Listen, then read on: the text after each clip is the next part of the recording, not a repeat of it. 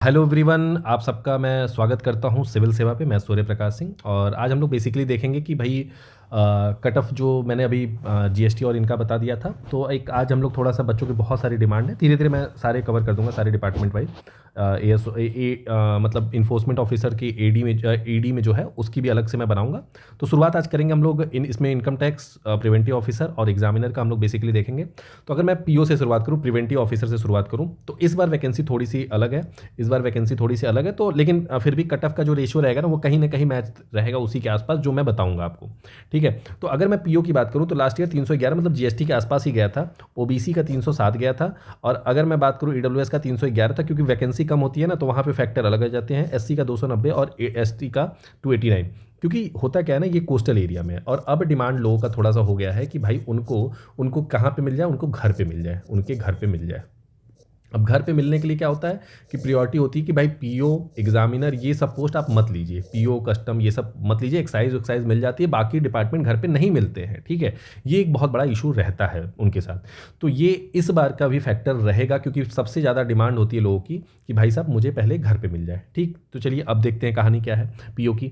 अब पीओ की अगर मैं बात करूँ, 311 गया था, इस बार थोड़ी सी वैकेंसी अलग है। और उसको मैं कंसीडर करते हुए अगर बताऊँ, एक चीज़ और करिएगा, अगर जितना आप लोग देख रहे हैं, वीडियो को देखते जरूर है, लेकिन आप लोग चैनल को सब्सक्राइब नहीं करते, तो एक रिक्वेस्ट है, चैनल को सब्सक्राइब कर लीजिएगा। और टेलीग्राम चैनल का मैं लिंक भी डिस्क्रिप्शन में दे दूंगा। वहाँ पे आपको फ्री क्विज चल रहा है, जीके का फ्री क्विज चल रहा है, प्लस आपको मेंटरशिप 2025 के लिए भी चल रहा है। तो जो लोग मेंटरशिप के लिए ज्वाइन करना चाहते हैं फ्री में, वो भी ज्वाइन कर सकते हैं। जीके के क्विज में लूशन की कर सकते हैं, और मेन चैनल पे मैं ये पीडीएफ और ये सब चीज़ें डालता रहता हूँ, वहाँ पे भी आप जुड़ सकते हैं।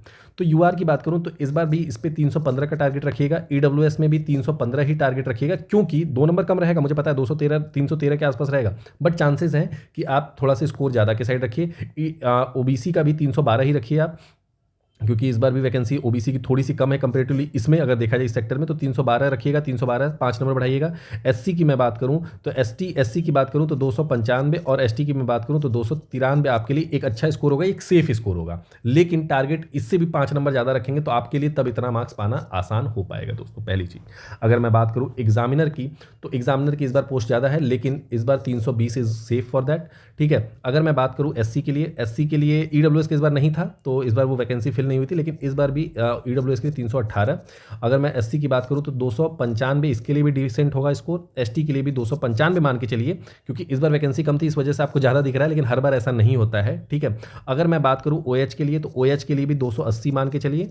और यहाँ पे ओबीसी की मैं बात करूँ तो ये भी 318 मान के चलिए। ये रहेगा आपके लिए सेफ स्कोर फॉर द ये एग्जामिनर पोस्ट के लिए। चलिए आगे चलते हैं। एक आपकी सबसे ज़्यादा डिमांडेबल पोस्ट है इनकम टैक्स इंस्पेक्टर।